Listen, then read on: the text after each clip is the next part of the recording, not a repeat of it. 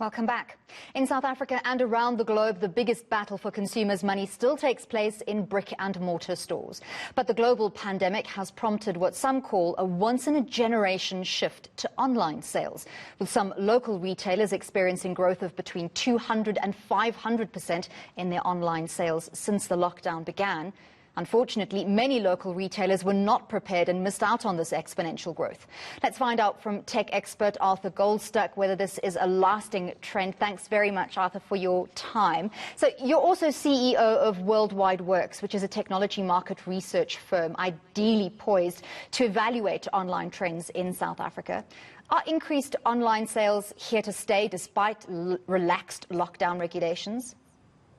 Thank you. We've seen online sales growing steadily year by year, and last year it reached 1.4% of total retail, and that is a total of just over 14 billion rand in traditional retail, but conducted online. And we had forecast that it would reach 2%, around the 20-21 billion mark by 2022.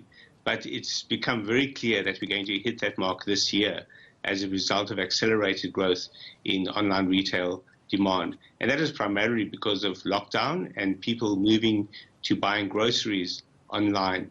But the really interesting thing about that is that groceries are one of the most difficult things to buy online because you don't know exactly what you're going to get, especially if you're talking about fresh produce. So once people have a good experience with that, they're suddenly hooked. And suddenly it makes far more sense to buy your groceries online than offline. So a big chunk of the people who bought groceries online for the first time will now move more of their spending into the online area. So if lockdown and fear of catching COVID-19 kept people indoors and away from shops, what's likely to prompt further increases in online sales? The initial move was that social distancing and also stores being closed and also the fear of COVID-19. But now it's moved significantly towards the realization of the convenience and the lower costs. So there might be a delivery fee, but that is completely countered by the savings that you make in driving to in the stores, paying for parking, paying tips, etc. So, in fact, the delivery charge is very easily recouped by the lack of other charges. Also, you tend not to do impulse buying because you're not shopping hungry, which is one of the great flaws in shopping in grocery stores. So the result is that people are shopping far more effectively, and also it's convenient and it's cost and time effective for them. And when people start adding those factors together, they become regular online shoppers regardless of lockdown or the fear of coronavirus. So retailers might not be so happy about those reduced impulse buys. But what has the research shown about the types of consumers who are making the shift to increased online purchases in terms of location, age, social stature? It's primarily those who have credit cards. So that's almost a point of entry into online shopping.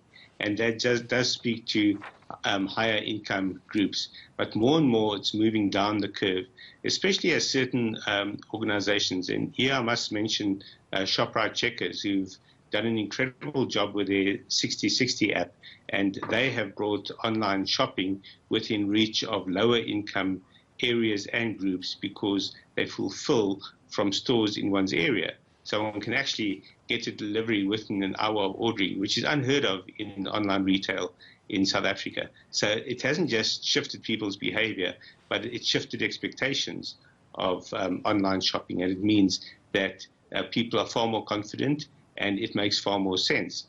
But also people who previously would have been terrified of shopping online because of never having done it or of being scared that their financial details will be compromised or not knowing how to do it, have been prompted to do it. And that means that that generational shift you talk about is also an economic group shift in terms of online retail now reaching lower socioeconomic groups.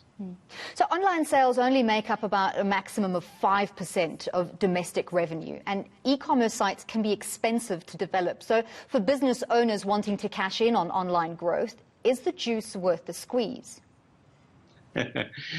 It can be if you have the right products and the right strategy. There are now quite a few what they call e-commerce in a box solutions. In fact, just this week, an organization called DPO, which is behind one of the payment gateways called Paygate, have launched a system where you can actually set up an e-commerce store very quickly, very cheaply at a monthly fee, which is not too exorbitant. And suddenly you're an online retailer. But it's not as simple as putting up the site and expecting people to come. You still have to market your site, and you have to make sure that you can fulfill. In other words, that you can deliver the goods when you say you'll deliver the goods. Right, thank you very much. That was tech expert Arthur Goldstuck.